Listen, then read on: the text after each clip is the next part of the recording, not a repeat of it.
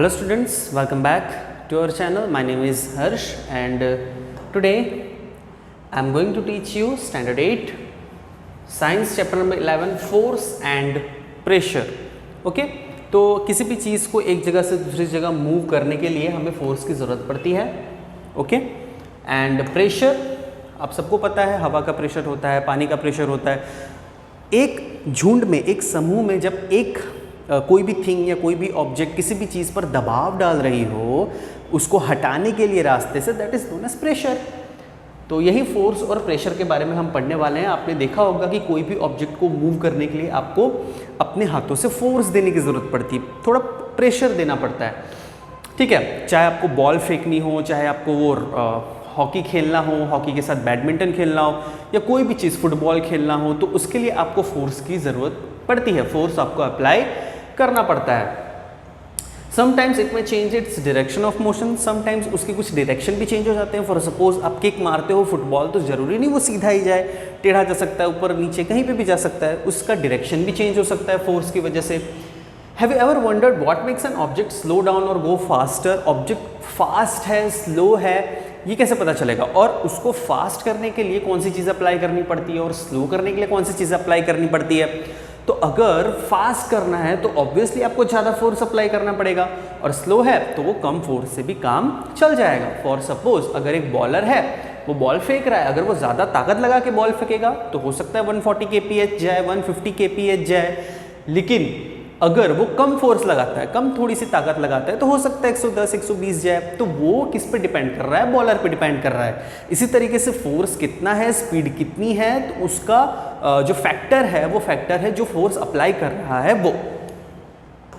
Late us recall some of your everyday experiences. यहाँ पे कुछ एवरीडे एक्सपीरियंसेस दिए गए हैं. जैसे यहाँ पे देख सकते हैं फुटबॉल का जो गोलकीपर है वो किस तरीके से बॉल को रोक रहा है. ठीक है, तो ये फोर्स क्या करेगा? फोर्स अप्लाई करेगा. जितना फोर्स से बॉल आ रहा है उसको उतनी ताकत से उस बॉल को रोकना पड़ेगा, अदरवाइज वो गोल हो जाएगा.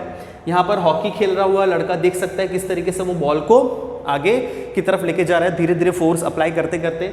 उसी तरीके से ये जो फील्डर है वो बॉल कैच पकड़ रहा है. ठीक है, उसकी तरफ बॉल आ रही है, जितनी भी फोर्स है उसको बॉल पकड़ना पड़ रहा है. तो ये सारी चीज़ें जो हैं वो आप अपनी डेली लाइफ में एक्सपीरियंस कर सकते हैं फोर्स और प्रेशर की. उसी तरीके से next, in all this situation the ball is either made to move faster और स्लोअर. देखिए किसी भी डायरेक्शन में इन तीनों सिचुएशन में बॉल या तो फास्ट जाएगी या तो स्लो जाएगी. डिपेंड किस पे करता है? कितना फोर्स अप्लाई किया गया है, कितनी जोर से बैट्समैन ने बॉल मारा है, या कितने जोर से कीकर ने फुटबॉल को किक किया है, उस पर डिपेंड करता है. ठीक है, फोर्स. अब किस तरीके के फोर्स अप्लाई किए जा सकते हैं? तो केवल दो तरीके के हैं, अ पुश और अ पुल. दोनों में डिफरेंस कितना है, दोनों में अंतर कितना है? पुश यानी कि आप अपने से विपरीत दिशा में जब फोर्स को अप्लाई करते हैं, that is known as push. और पुल यानी कि आप अपने ही दिशा में जब फोर्स को अप्लाई कर रहे हैं, दैट इज नोन एज पुल. ठीक है, देखिए पिकिंग उठाना, ओपनिंग खोलना, शट करना, किकिंग लात से मारना, हिट करना, लिफ्ट करना, फ्लिकिंग अपनी कलाइयों के प्रयोग से उसको फेंकना दूर, पुश करना, पुल करना, और often use to describe certain task. कुछ टास्क के लिए सारी चीज़ें बहुत ज़्यादा इंपॉर्टेंट मानी जाती है. ठीक है, each of these actions usually results in some kind of change in state of motion of an object. Object के मोशन में इन सभी प्रक्रिया की वजह से कुछ ना कुछ चेंज आना जरूरी है, संभव है. Can this terms be replace with one और मोर टर्म्स? देखिए कई ज़्यादा टर्म्स देखिए यहाँ पर दिए गए हैं कई सारी टेबल्स में. Pushing, pulling, picking, hitting, push करना, दूसरे दिशा में पुल करना, अपनी दिशा में पिक करना, उठा लेना, हिट करना, बहुत जोर से मारना, लिफ्ट करना, ऊपर की तरफ खींचना, लोवरिंग, नीचे की तरफ प्रेशर देना, फ्लाइंग यानी उड़ाना, किक यानी लात से मारना, थ्रोइंग हाथों से फेंकना, शटिंग हाथ से हम जोर से वो कॉक को शट करता है ना, उस तरीके से फ्लिकिंग करना. ठीक है, कलाइयों के प्रयोग से उसको मारना. इन सभी चीज़ों की अप्लाई हम डिफरेंट चीज़ों में यहाँ पर करते हैं. वही चीज़ आपको ये टेबल में लिखनी है कि हम कौन सी चीज़ यहाँ पर अप्लाई करते हैं और कौन सी नहीं. पुश और पुल का मतलब मैंने बताया, इन सभी का भी बताया. ये आपको बताना है कि कौन सी जगह पर कौन सी चीज़ हम अप्लाई करते हैं. Do you notice that each of the action can be grouped as a pull और अ पुश? या तो उसे हम पुल करते हैं या तो पुश करते हैं. Can be infer from this that to move an object it has to be pushed और पुल. तो अगर हमको ऑब्जेक्ट को मूव करना है तो दो चीज़ें तो परम आवश्यक है, या तो पुश या तो पुल.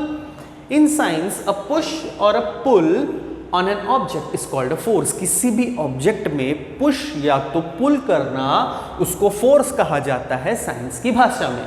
Thus we can say that the motion imparted to object was due to action of a force. When does a force come into play? Let us find it out. तो देखो फोर्स कब लगाया जाता है? जब उसकी नेसेसिटी हो, ठीक है। Force are due to an interaction. Interaction की वजह से फोर्स अप्लाई किया जा सकता है। देखिए कैसे, suppose a man is standing behind a stationary car. एक मैन है, वो कार के पीछे खड़ा हुआ है, कार भी एकदम खड़ी हुई है। Will the car move due to his presence? क्या उसके प्रेजेंस रहने से कार हिल पाएगा? ठीक है, वो वहां पे खड़ा रहेगा और कार अपने आप चलने लगेगा? नहीं। Suppose the man now begins to push the car, लेकिन अब क्या कर रहा है, वो ही मैन कार को पुश कर रहा है, आगे की दिशा में धक्का मार रहा है। That is he applies a force on it. अपना फोर्स, अपने बॉडी का फोर्स वो कार पे अप्लाई कर रहा है। The car may begin to move in the, देखिए कार क्या करने लगेगा, कार मूव करने लगेगा आगे के डायरेक्शन में, इन the direction of the applied force. जिस डायरेक्शन में उसका फोर्स अप्लाई किया जाएगा उसी डायरेक्शन में वो मूव करने लगेगा। Note that the man has to push the car to make it move. आप यहाँ पे नोटिस कर सकते हैं कि मैन को पुश करना पड़ रहा है कार को, अपना फोर्स अप्लाई करना पड़ रहा है कार को हिलाने में। That is the main reason behind this topic. So those three situations that may be familiar to you, can you decide who is pulling and who is pushing? यहाँ पे आपको बताना है कौन सी सिचुएशन में पुल हो रहा है, कौन सी चीज में पुश हो रहा है। ये देखिए दूसरी दिशा में मतलब कि पुश हो रहा है।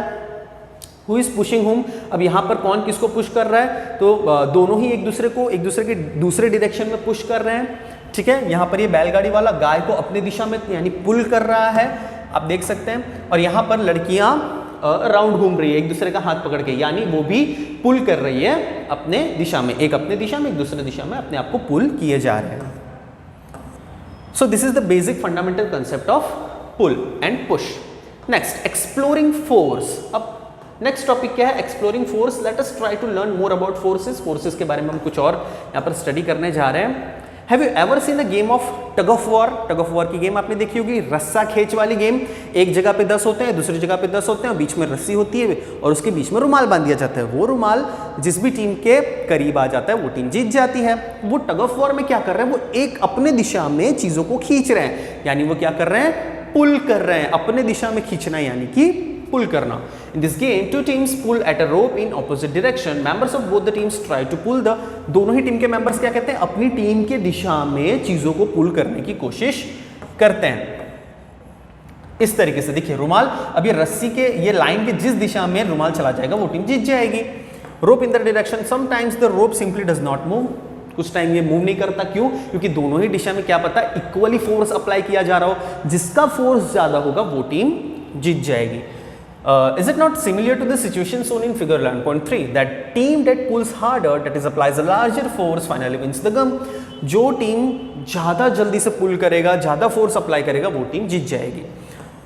What do these examples suggest about the nature of force? Force applying on an object in the direction and to one another. देखिए फोर्स अप्लाइड क्या करता है, ऑब्जेक्ट को सेम डायरेक्शन में और अनदर डायरेक्शन में। Now recall what happened when you and your friend push the heavy box in the same direction. If the two forces act in the opposite direction on an object, net force acting on it is the difference between the two forces. अब देखिए क्या होता है कि मान लीजिए आपके पास आपका एक फ्रेंड है और वो दोनों के ही पास इक्वली वेट का कोई बॉल है, ठीक है, 10-10 किलो का दोनों के पास एक बॉल है। अब जो जितना फोर्स अप्लाई करेगा वो बॉल उतनी ही दूर जाके गिरेगा, ठीक है। जिसका बॉल ज्यादा दूर जाके गिरेगा उसने ज्यादा फोर्स अप्लाई किया, जिसका कम रहेगा उसने कम फोर्स अप्लाई किया। तो ये दोनों का ज्यादा और कम का जो डिफरेंस है, उस डिफरेंस को आप कहेंगे difference between the two forces, दो फोर्स के बीच का डिफरेंस, ठीक है। What did you observe in activity 11.2 when both of you were pushing the heavy box from opposite direction? Recall that in the tug of war, when two teams pull equally hard, the rope does not move in any direction. So we learned that a force could be larger or smaller than the other or equal to each other. देखिए force ज़्यादा हो सकता है, कम हो सकता है और equal भी हो सकता है। ऐसा नहीं कि फोर्स इक्वल ही हो, ज़्यादा हो सकता है, कम भी हो सकता है, इक्वल भी हो सकता है। किसी किसी के पास सिमिलर फोर्स होगा। The strength of a force is usually expressed by its magnitude. Force के strength को कैसे मापा जाता है? तो with the help of magnitude. We have also to specify the direction in which a force acts. Also, if the direction or magnitude of the applied force changes, its effects also changes. अगर force जितना apply किया जाएगा उतना उस object पे effect भी आएगा, different तरीके के चेंजेस पे उस पर अप्लाई किए जाएंगे। अगर किसी खिड़की को बहुत जोर से आपने फोर्स अप्लाई करके मारो तो वो टूट सकता है, कम फोर्स अप्लाई किया वो नहीं टूट सकता है। तो ऐसे चेंजेस भी आपको देखने मिल सकते हैं। तो जितनी भी चीज़ें पढ़ी आई होप आपको क्लियर हो गई होगी यहाँ पर फोर्स, एक्सप्लोरिंग फोर्स की। नाउ नेक्स्ट अब हम देखने जा रहे हैं force can change the motion. Force जो होता है वो मोशन को भी चेंज कर सकता है, किस तरीके से देखते हैं। Let us now find out what happens when a force acts on an object. Force जब ऑब्जेक्ट पे एक्ट किया जाता है तो क्या होता है वो हम फाइंड आउट करते हैं अभी। You might recall similar situation, for example, while taking a penalty kick in football, the player applies a force on the ball before being hit. The ball was at rest and so its speed was 0. The applied force makes the ball move towards the goal. Suppose the goalkeeper dives or jumps up to save the goal. By this action, this goalkeeper tries to apply a force on the moving ball. The force applied by him can stop or deflect the ball, saving a goal being scored. If the goalkeeper succeeds in stopping the ball, its speed decreases to 0. This observe suggests that a force applied on an object may change its speed if the force applied on the object is in the direction of its motion. The speed of the object increases if the force is applied in the direction opposite to the direction of motion, then it results in a decrease in the speed of the object. Simple सा object है। अगर football आप खेल रहे हो, football में आपको free kick करने का मौका मिलता है, ठीक है, तो सामने वाले फुटबॉल के जितने भी प्लेयर होंगे वो गोलकीपर के पास खड़े हो जाएंगे गोल को बचाने के लिए। फुटबॉल रख दिया जाएगा एकदम 0 स्पीड पे, एकदम रेस्ट पोजीशन में वो खड़ा रहेगा। आप आओगे दौड़ को, उसको किक करोगे तो उसका क्या हो जाएगा, स्पीड बढ़ जाएगा, उसका मोशन, उसकी दिशा, डायरेक्शन कौन सी दिशा में वो मारेगा, तो ऑब्वियसली गोल, जहां पे गोल पोस्ट है उस दिशा में मारेगा। और गोल पोस्ट में जाने के लिए रोकने का काम कौन करेगा, तो गोलकीपर करेगा। गोलकीपर अगर उसे रोकने में सक्षम हो जाता है तो अगेन बॉल की स्पीड क्या हो जाएगी, 0 हो जाएगी, ठीक है, मतलब 0, फिर स्पीड बढ़ेगी, फिर अगेन 0। ये आपके उसके मोशंस में चेंजेस आ रहे हैं, उसकी गति में चेंजेस आ रहा है।